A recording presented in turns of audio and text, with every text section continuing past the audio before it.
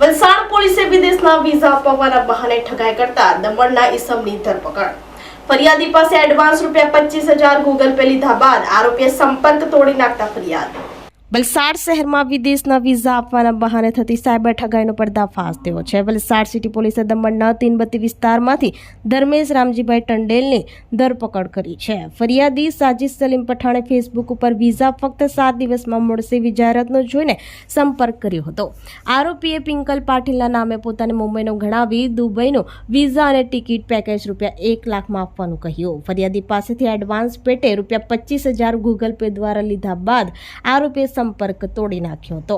ફરિયાદીએ 1930 cyber helpline અને Valsad city પોલીસનો સંપર્ક કર્યો। પોલીસ ઇન્સ્પેક્ટર ડીડી પરમારના માર્ગદર્શન હેઠળ પોલીસ ટીમે સર્વેલન્સ અને ડિજિટલ પુરાવાના આધારે તપાસ કરી આરોપીની ધરપકડ કરી।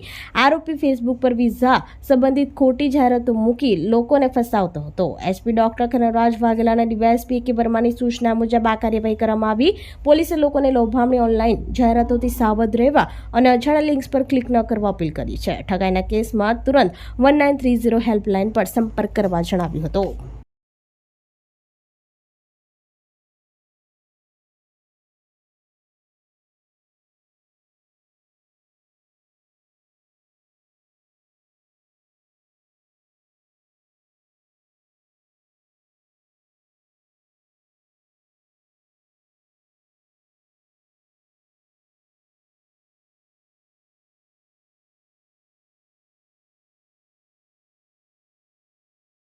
આપણી સંકલ્પ ન્યૂઝ ચેનલને સબસ્ક્રાઇબ અને લાઇક કરો, બેલ આઇકન દબાવો જેથી આવનાર ન્યૂઝ અપડેટ્સની નોટિફિકેશન આપના મોબાઈલ પર સૌથી પહેલા પહોંચે।